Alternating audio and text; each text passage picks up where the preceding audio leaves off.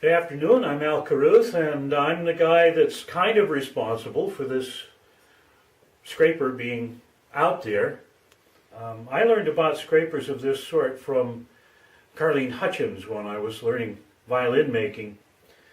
And it took me about 10 or 15 years after I first saw her using one to actually make one for myself. I was using the usual kind of spring steel scraper for a long time, and eventually, as happens to everybody, your favorite tool wears out and you can't find a replacement that's anywhere near as good. So I made one of these, and I said, my goodness, what took me so long? And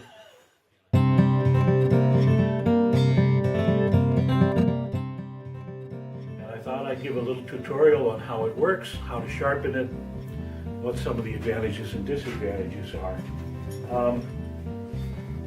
It does work. It doesn't look very elaborate, but I have a piece of Murado, aka Pau Ferro ironwood, that is pretty highly figured, and it was not happy after its last pass through the joiner. So I took the surface down with a drill press planer, and now I need to smooth it out. And I have a nice sharp scraper here. Works just as well on softwood as a piece of spruce. And once again, I can produce pretty nice shavings with that. That's really handy when you want to do something with an arched plate. If you can go right around, use the curved surface to get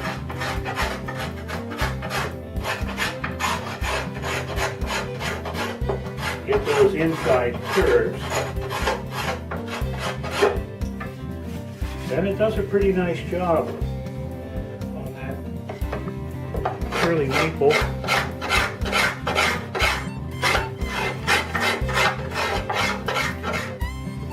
One of the advantages of it is that where it's heavy like that, it has much less of a tendency to chatter.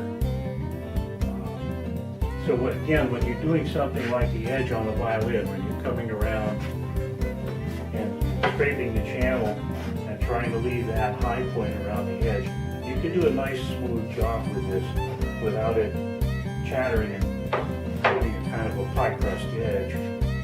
So that's really nice. Another nice thing about it is because it's so hard, you can actually scrape mother of pearl with this. Not for very long, but you can do it.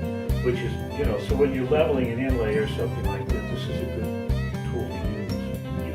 You have to be careful, or just to keep in mind when you're using it, you always want to keep it as close to perpendicular to the surface you're scraping as you can.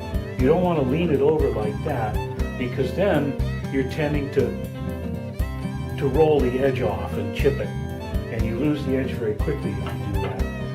Holding it up like this backs the edge up better. You make a few strokes with it at one angle, and then you reverse the angle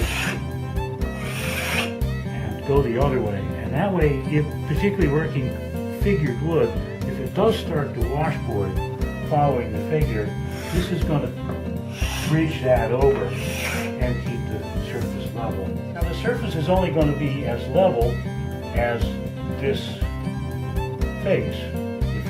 If you're trying to make something flat, with a card scraper you could spring it and take off the high spots just by hitting them. With this, you could do that on the curved edge, but really on this straight edge, it just naturally wants to make a flat surface.